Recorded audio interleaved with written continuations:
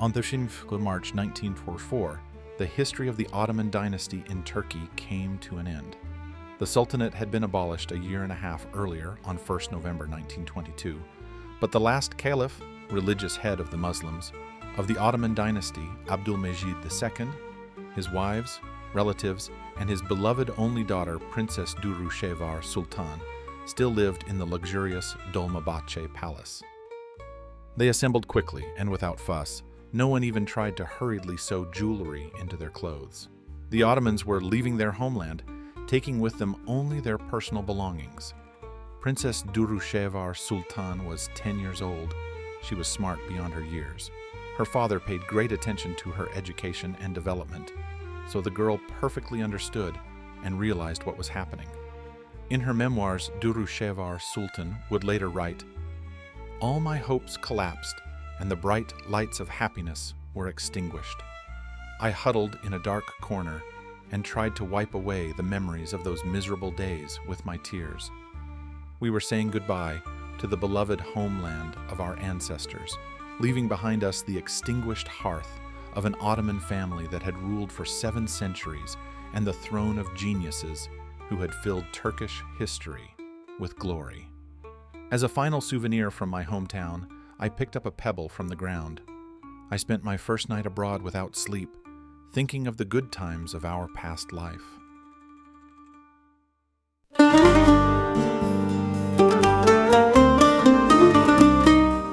Dürrüşehvar Sultan's long life took place against the backdrop of dramatic events and 20th century twists and turns.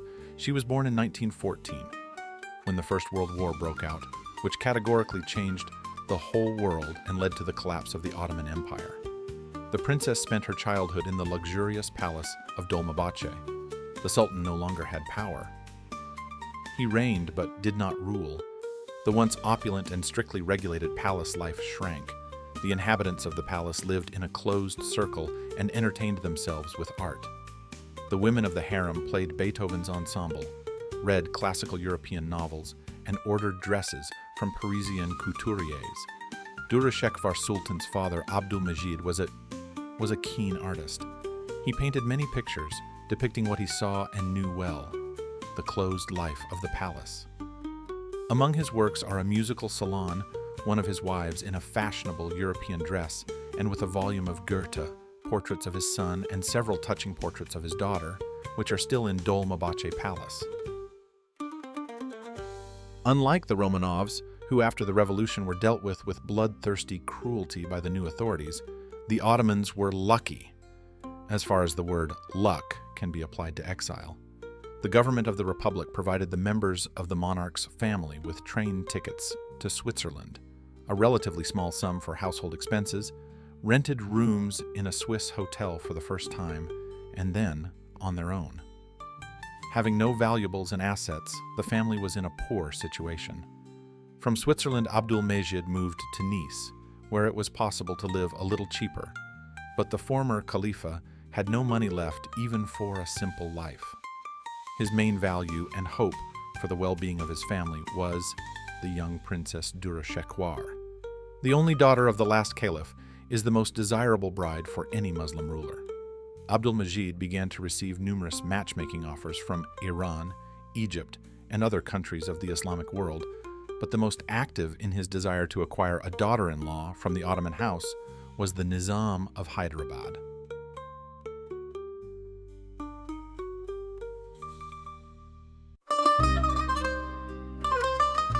Hyderabad, the largest and richest principality of British India, was headed by Muslim rulers, Nizams.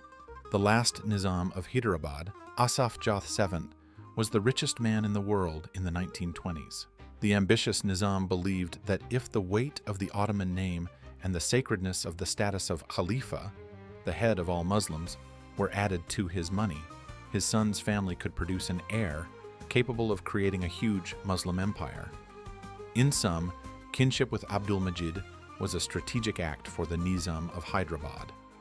Therefore, in the hope of loyalty, Asaf Jah began to pay a decent monthly allowance to Abdulmejid's family, although there was no talk of matchmaking. Thus, only the hope that Dürrüşehvar Sultan would become the daughter-in-law of the Nizam of Hyderabad ensured the family for years to come. The princess received a good European education. She spoke several European and Oriental languages fluently. Along with her European education, Durrüschehwar also absorbed European views on the status of women. She was nevertheless married by agreement rather than by personal choice, but the financial well-being of the entire family was at stake, and the young princess was aware of this. Despite the abundance of proposals, the young 17-year-old Dürrüşehvar Sultan was married to the son of the Nizam of Hyderabad, Crown Prince Azam Jah. However, the bargaining for the bride was serious.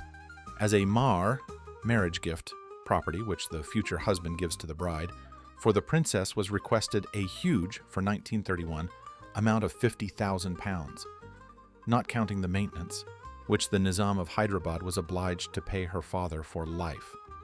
In the process of bargaining, it was agreed that under these conditions, the Nizam counted on 2 Ottoman princesses instead of 1, because he has 2 sons. Thus, together with Dürrüşehvar Sultan, her cousin Princess Nilüfer was given in marriage. The former became the wife of the heir to the throne of Hyderabad, the latter the wife of his younger brother. 2 princesses for the price of 1. In November 1931, all the formalities of the marriage contract were settled, and the double wedding took place in Nice, but without much pomp. The reception was given when the newlyweds reached Hyderabad in January 1932.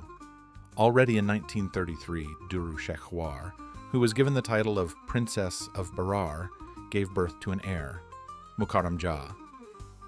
He, incidentally, lived almost 90 years and passed away in January 2023, and in 1939, a second son.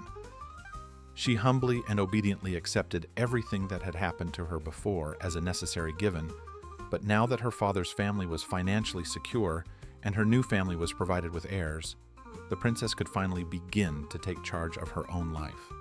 There was no happiness or even respect in her arranged marriage. The dissolute and idle Azam Jah was a gambling addict and kept numerous concubines. His behavior and attitude in no way correlated with the European way of thinking and pride of Durrüschehwar. In 1954 they divorced, at which time the Nizams no longer ruled Hyderabad, which had become part of the new state of India. The members of the Nizam family were now just private individuals with substantial capital. Durrüschehwar's father was no longer alive, and her sons were old enough. There was nothing holding her to this marriage anymore. After the divorce, Durrüschehwar moved to London, but Hyderabad always held a huge place in her heart. But not just because of her family ties. Her life's work was to support the women of the region. In her first years in Hyderabad, the young princess became active in helping the common people of the principality and fighting the oppression of women. She opened a hospital and a maternity hospital, which still bears her name, built and maintained schools for girls at her own expense. The princess gave Hyderabad women the right to remove the veil from their faces. She sincerely believed that women themselves could earn and lead a full life in society, and actively fought against the common practice of domestic confinement of women in Hyderabad, for whom the house became a virtual prison. Read also 5 Common Things Women Could Not Do in the mid-20th century. Durrüschehwar interacted a lot with the common people, helping in their needs. There was no arrogance in her, but there was a lot of dignity and stature. For this she was loved and respected. Even after Dürrüşehwar moved to London, she continued to look after the institutions she had established and came to Hyderabad periodically. The last time she visited was in 2004 at the age of 90. Dürrüşehvar Sultan lived a long life full of dignity and passed away in 2006 surrounded by her family. By then, she was the last Ottoman princess to remember living in the glittering Dolmabahce Palace on the banks of the Bosphorus. Dürrüşehvar is often referred to as the last princess of the Ottoman Empire, although technically, of course, this is incorrect because the dynasty was not interrupted, and today there are half a dozen representatives of the Ottoman family, the youngest of whom was born in 2015, who have the right to the title of Ottoman princess and the prefix Sultan to her name. However, Durrüschehvar was the only daughter of the last caliph, and by the time she passed away, she was the last princess to catch the end of the Sultan era. Therefore, despite the presence of a large number of princesses of other branches of the Ottoman house, let me still call the last Ottoman princess exactly Durrüschehvar.